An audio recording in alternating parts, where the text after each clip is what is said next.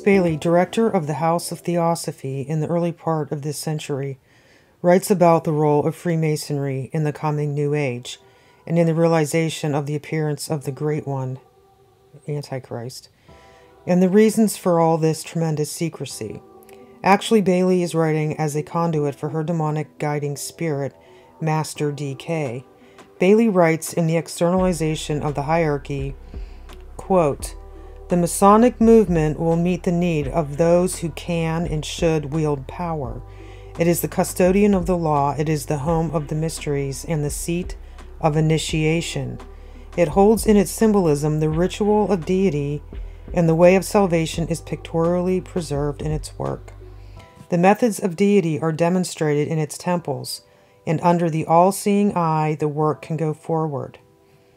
It is a far more occult organization than can be realized, and is intended to be the training school for the coming advanced occultists. In Masonry you have the three paths leading to initiation. As yet they are not used, and one of the things that will eventuate when the new universal religion has sway and the nature of esotericism is understood, will be the utilization of the banded esoteric organism, the Masonic organism, and the church organism as initiating centers.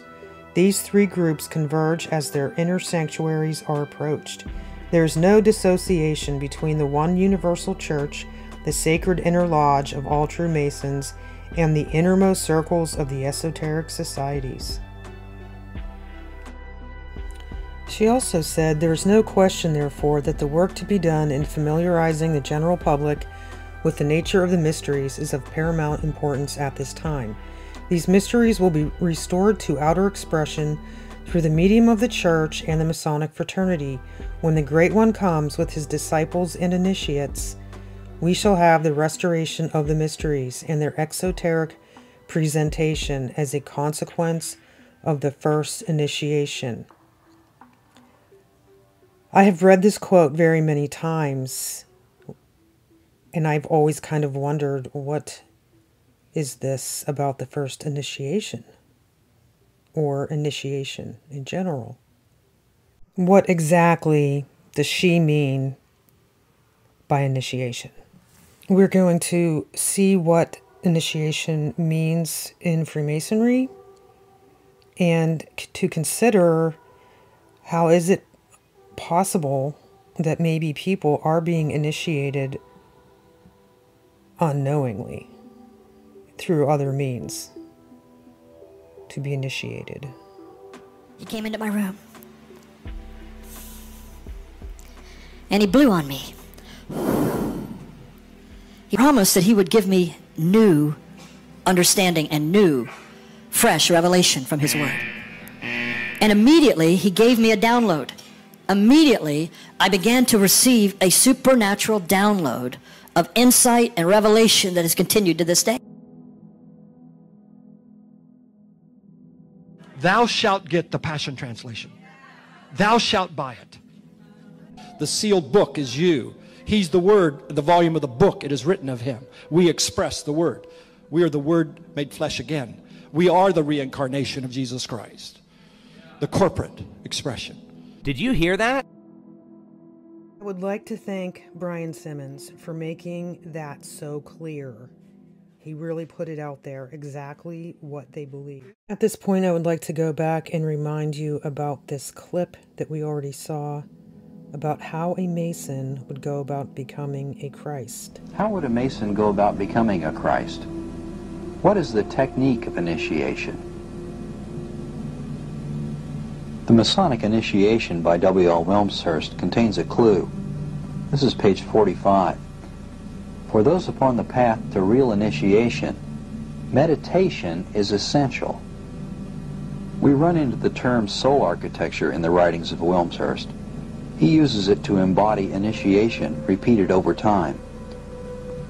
Initiation always occurs when the physical body is in a state of trance or sleep, and when the temporarily liberated consciousness has been transferred to a higher level.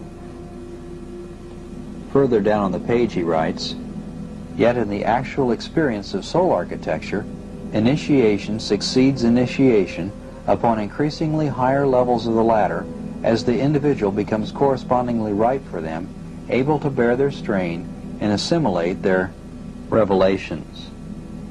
Richard Foster of Friends University explains spiritual formation, contemplative prayer. He warns that contemplative prayer, meditation, is not safe for novices. Mr. Foster does not issue such a warning about other forms of meditation. He explains that through silent contemplation, one may travel deep within the spiritual realm where they meet forces that are not divine. He says many spiritual beings do not serve God.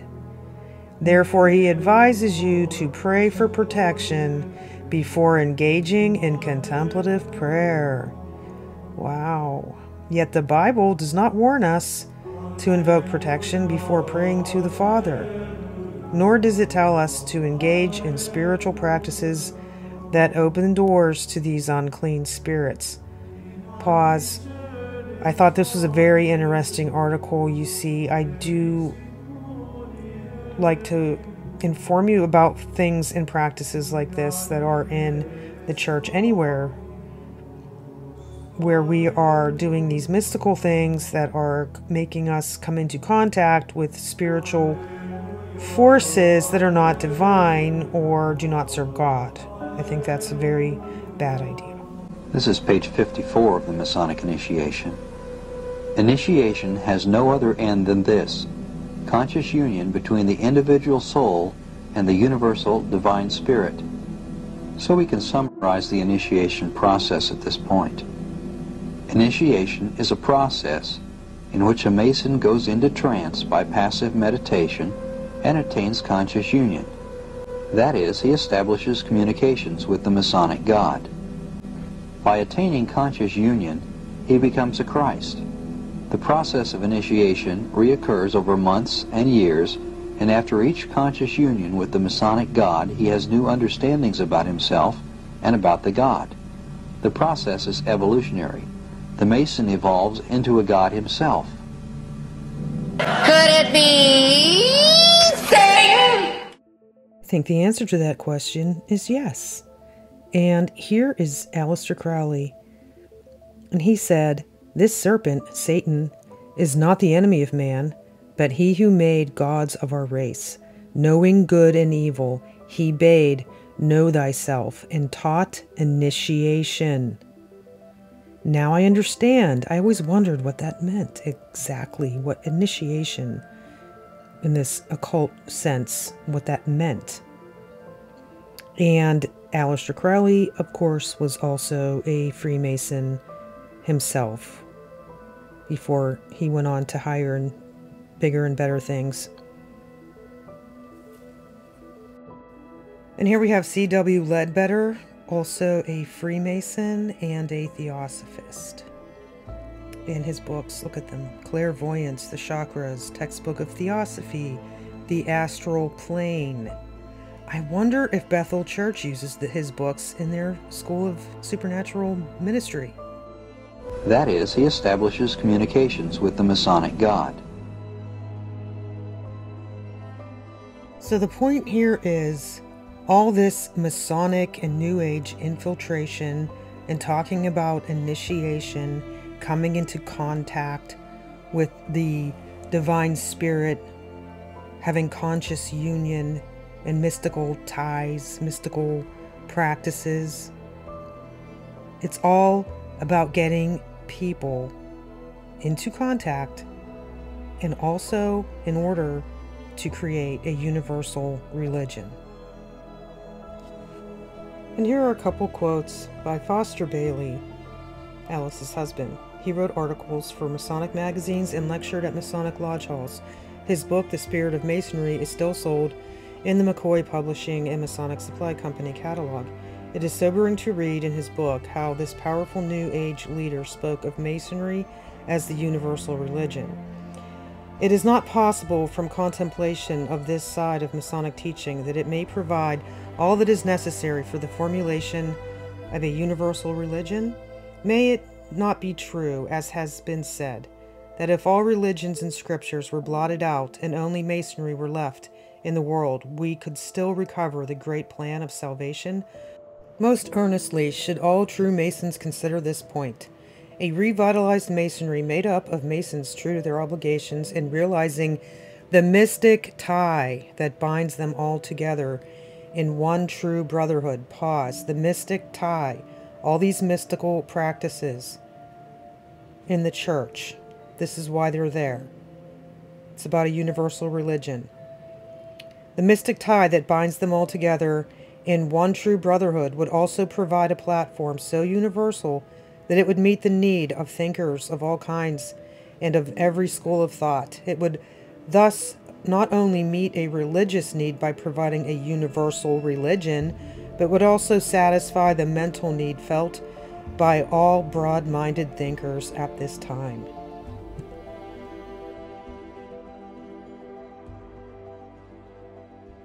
Why does this matter? Because what they believe in is kind of, it's like what we believe, except it's the opposite. This is the powers and the principalities and the rulers of darkness that the Bible talks about. And that's what they believe in. They believe in the ascended masters and the seven rays. And the seven rays all connect back up to the Logos, the one source, the one light. It's Lucifer. It's Satan. Said in the beginning about how Satan appears as an angel of light. This is from actually a Rosicrucian book, which is very similar to Freemasonry. And it said, in all the initiations and mysteries, the gods exhibit many forms of themselves and appear in a variety of shapes, and sometimes indeed a formless light of themselves is held forth to the view. Sometimes this light is according to a human form, and sometimes it proceeds into a different shape. It also says the most sublime part of the epoptia, or final revealing, consisted in beholding the gods, high planetary spirits, themselves invested with a resplendent light.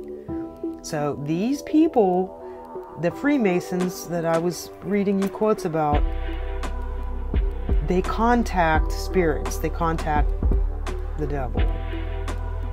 And I think that's what initiation is actually about, contacting. They go into trances, they meditate, and they make contact.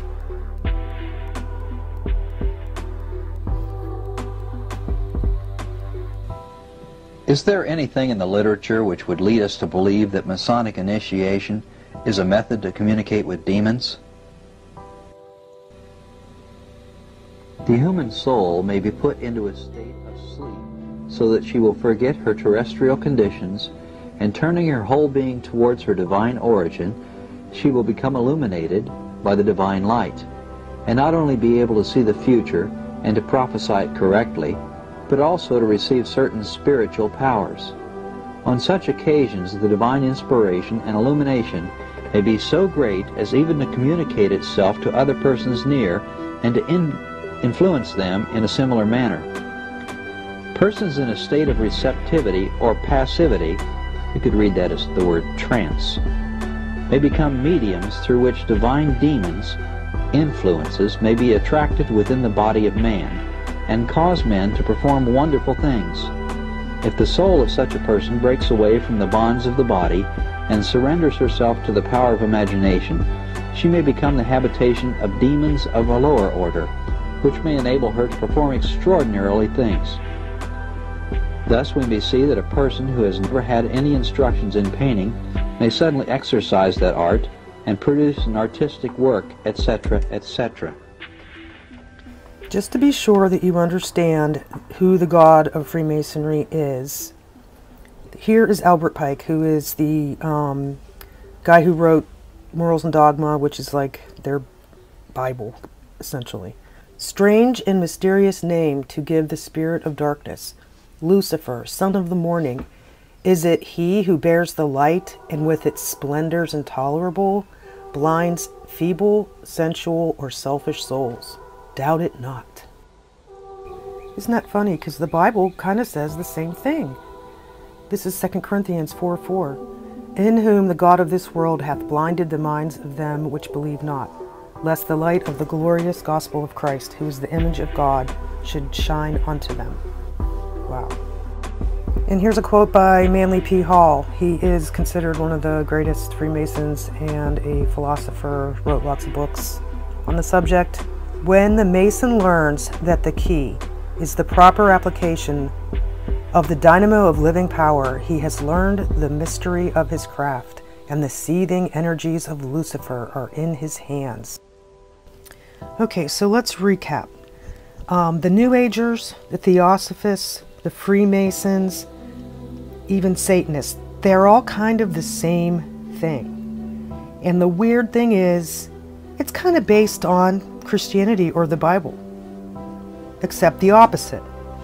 They have a Christ, we have Jesus Christ. Their God appears as a form of light. Our Bible tells us that the devil appears as an angel of light. They have spiritual manifestations and signs and wonders. Apparently, from that video I just shared, they can do all kinds of miracles, if that's true. They have a spiritual hierarchy of powers and primordial beings. And our Bible tells us about the powers and the principalities. They also have a plan to control the world, infiltrate, and they have done it, I think. I believe they have done it. They are trying to initiate the general public, familiarize them with the mysteries. This is why all the mystical things and the occult influences, and this is why, even back in the Old Testament, God was very firm on this. Observe and hear all these words which I command thee, that it may go well with thee, and with thy children after thee forever, when thou doest that which is good and right in the sight of the Lord thy God. When the Lord thy God shall cut off the nations from before thee, whither thou goest to possess them, and thou succeedest them, and dwellest in their land, take heed to thyself, that thou be not snared by following them, after that they be destroyed from before thee, and that thou inquire not after their gods, saying, How did these nations serve their gods? Even so will I do likewise. Thou shalt not do so unto the Lord thy God. For every abomination to the Lord which he hateth have they done unto their gods. For even their sons and their daughters they have burnt in the fire to their gods. What things soever I command you, observe to do it. Thou shalt not add thereto, nor diminish from it. Please do not participate in any of these experiences of the mystical type. Flee from it.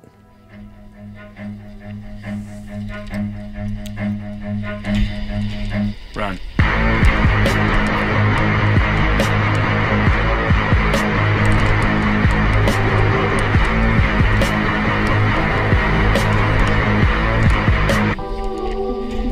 There's just one name that can keep you out of hell, and it's the name of Jesus. The name of Jesus.